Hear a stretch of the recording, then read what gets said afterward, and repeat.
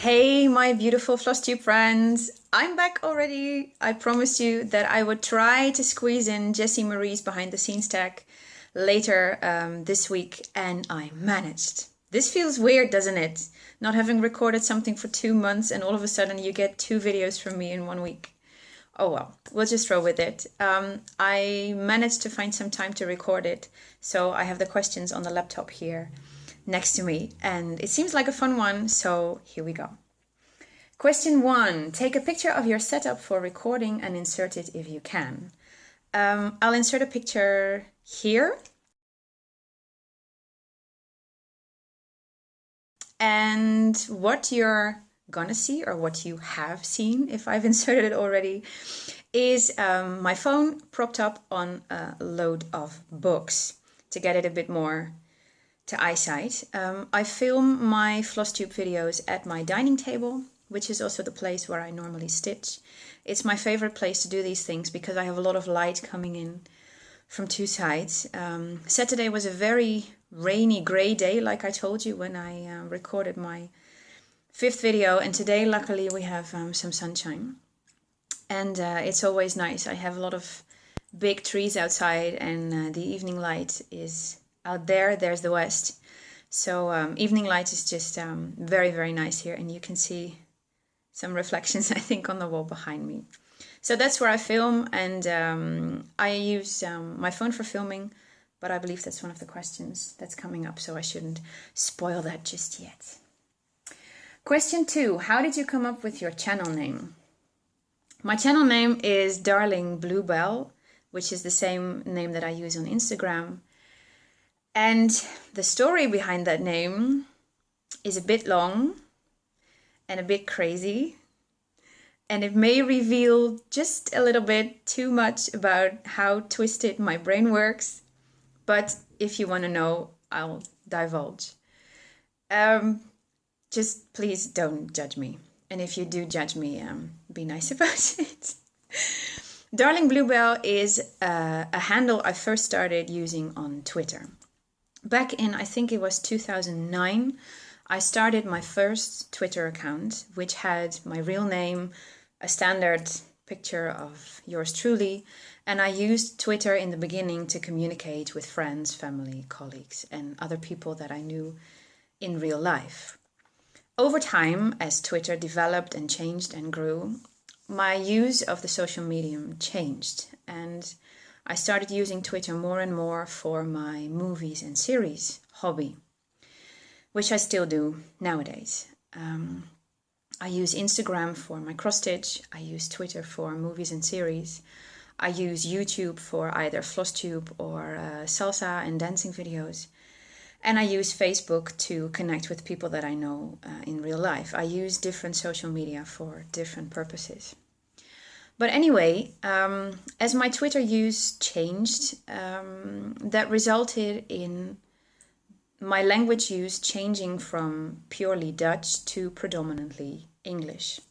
And the more that changed, the more I was starting to feel uncomfortable about having a Dutch account with my real name there, and especially, you know, having quite some colleagues in my network.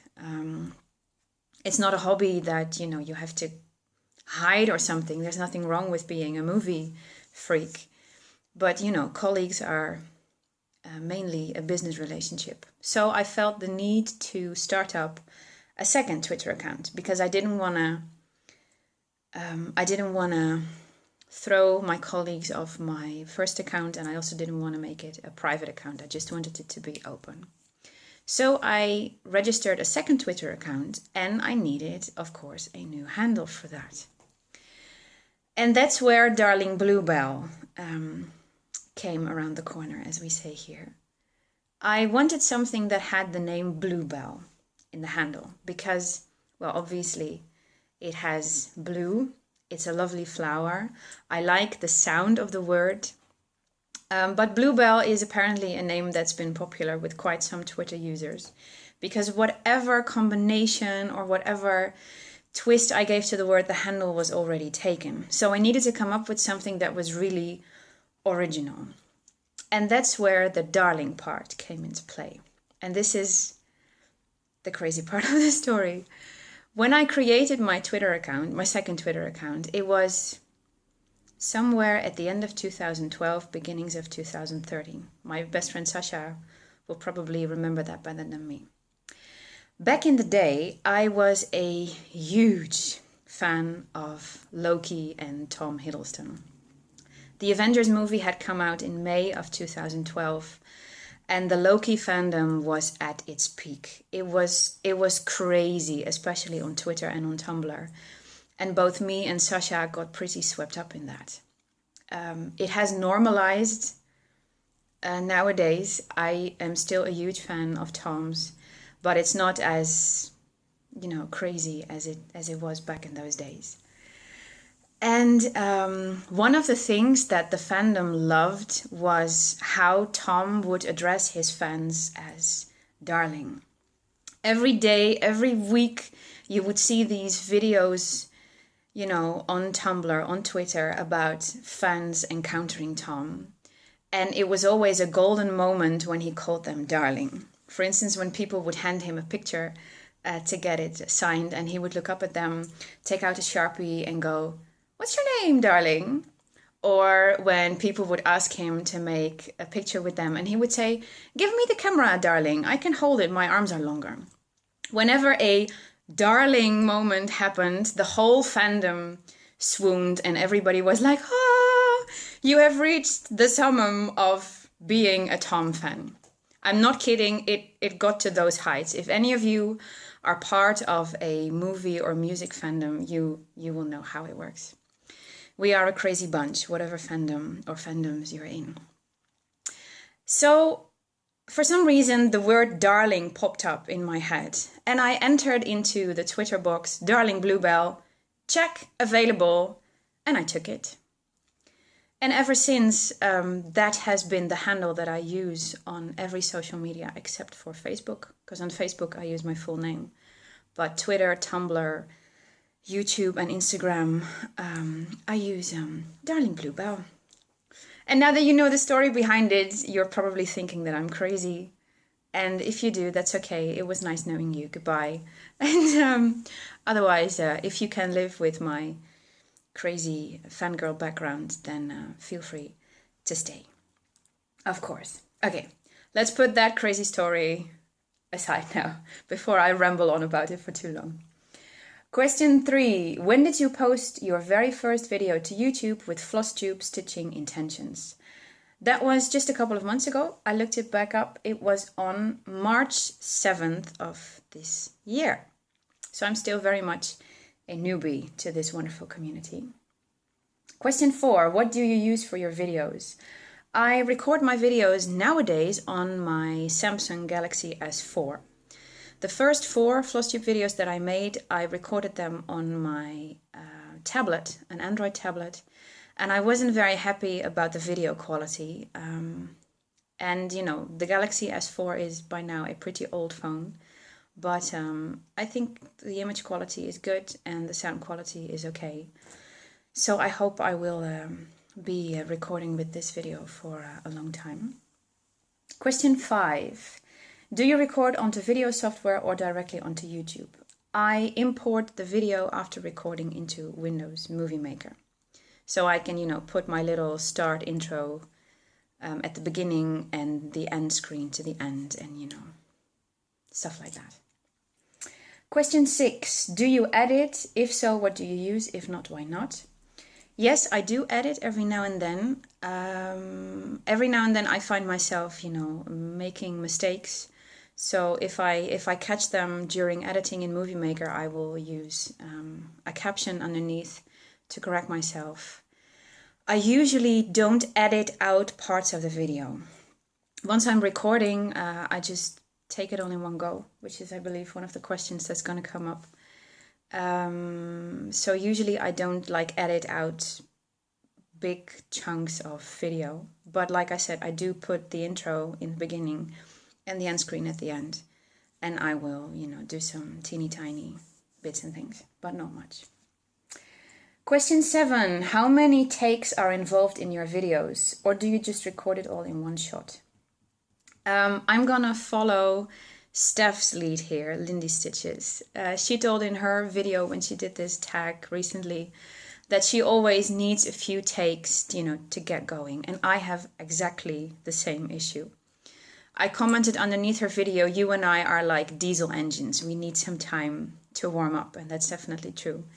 Before I start recording a video, I just, I try to relax. I try to put my shoulders down. I try to breathe through my stomach so my voice doesn't sit somewhere here.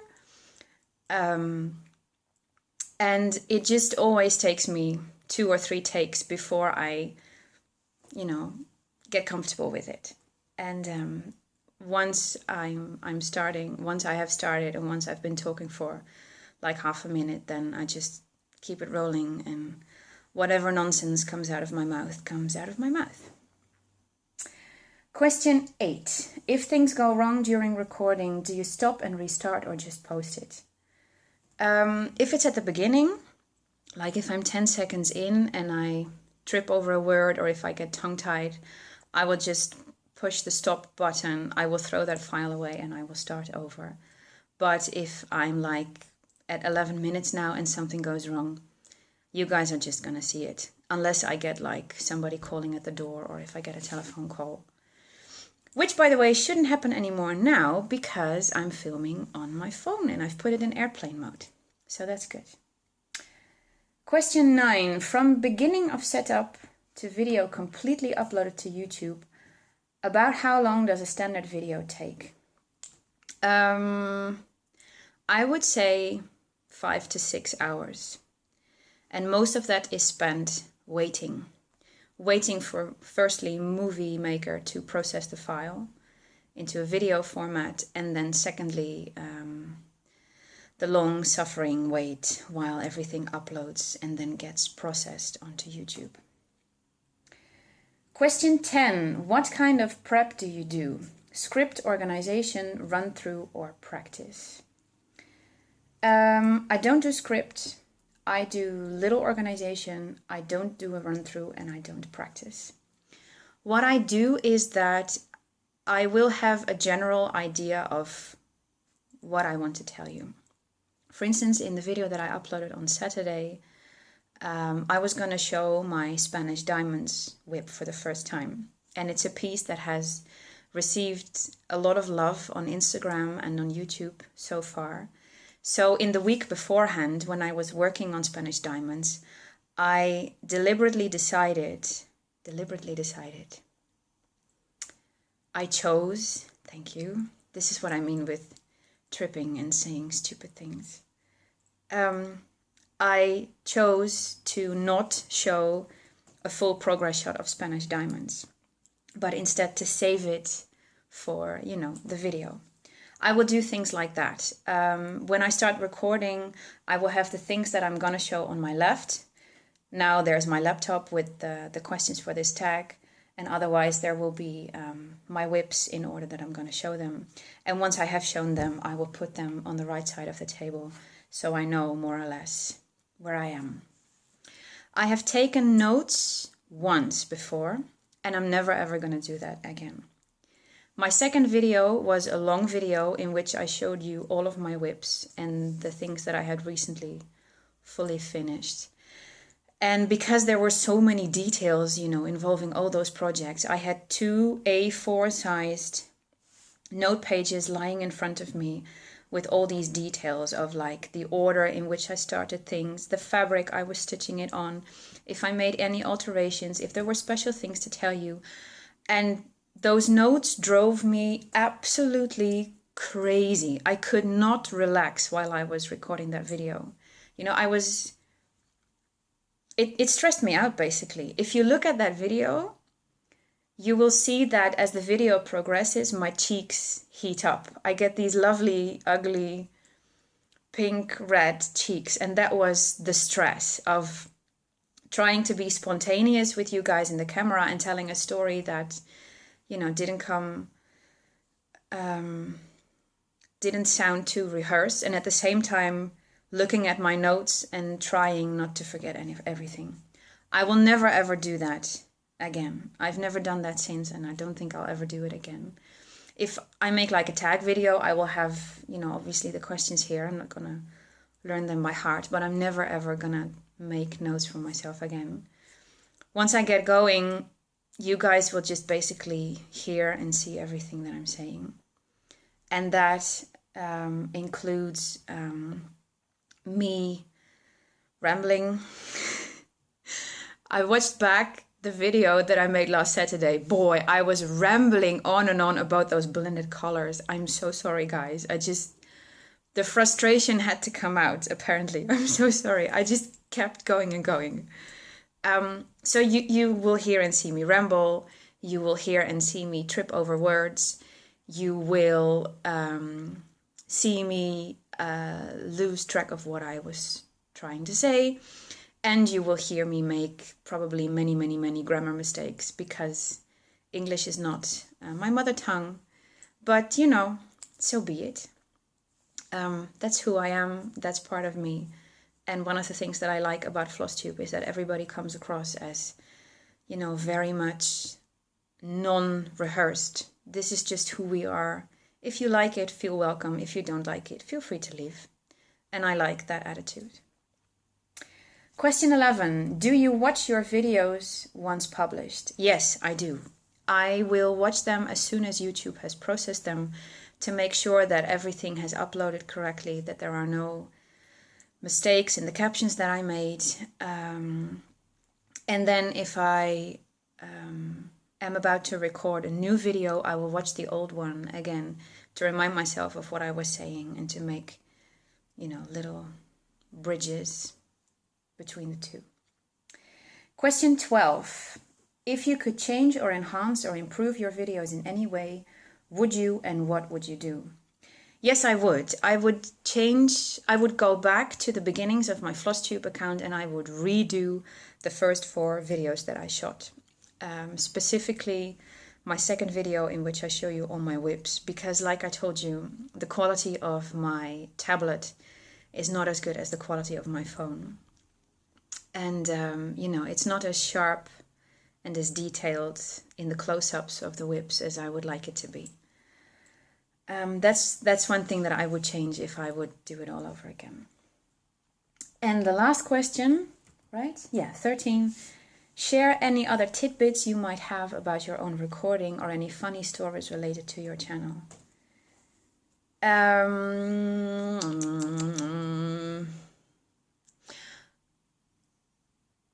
If I put it the ugly way, I keep Flosstube hidden from people that I know in real life. I also keep my Instagram account hidden from people that I know in real life. Why do I do that? Not because people can't see my cross-stitch stuff. I regularly show off my whips and my plans to friends, family, colleagues. It has to do with the language. You know, most of the people that I know in real life are obviously Dutch, and it would feel so very weird to me to have them read, and especially here on Flosstube, see and hear me talking in a language that they never hear me talk in. You know, it just, the thought just freaks me out. The funny thing about that is that there are 2 people in my real life who know about my Flosstube videos, who watch them and who love them. They are my boyfriend, Chris, and my best friend, Sasha, and both of them are not Dutch. They hardly ever hear me speak in Dutch. So, you know, everything balances out in the end, I think. But that's something funny about my channel. And I hope a lot more funny things are going to come because I am massively enjoying Flosstube. And I hope this community will be here for a very long time to come. That was the tag. Thank you, Jessie Marie. It was a fun tag. I am hugely enjoying how everybody is, you know, showing their own take on this tag. Thank you very much for making it. I hope you guys have been stitching away happily while listening to this. And I hope to see you sometime soon again. Ciao, my friends.